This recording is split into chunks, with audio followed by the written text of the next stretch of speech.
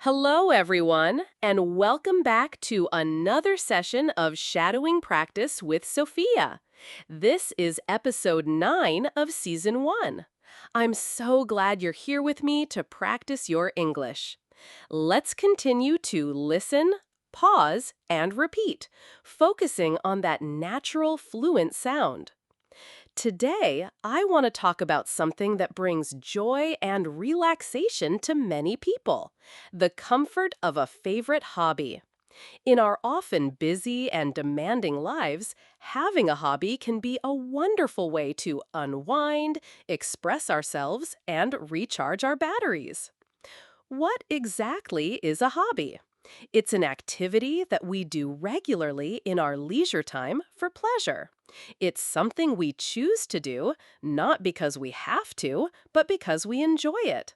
Hobbies can be incredibly diverse, from gardening, painting, or playing a musical instrument, to collecting stamps, knitting, hiking, or even playing video games. One of the great things about hobbies is that they offer an escape from daily stresses. When you're engaged in a hobby you love, your mind can focus on something enjoyable, allowing you to forget about your worries for a while.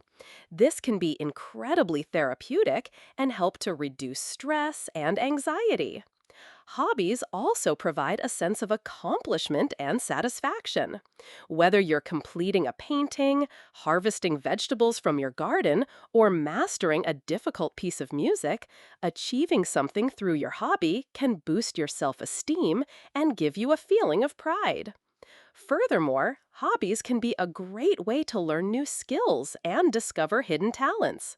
You might find that you have a knack for something you never even considered before. They can also be a wonderful way to connect with other people who share similar interests, perhaps by joining a club or an online community.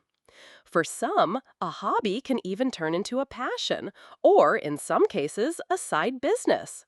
But the primary purpose is usually the enjoyment and personal fulfillment it brings. It's about doing something purely for the love of it. So, if you have a favorite hobby, cherish it and make time for it.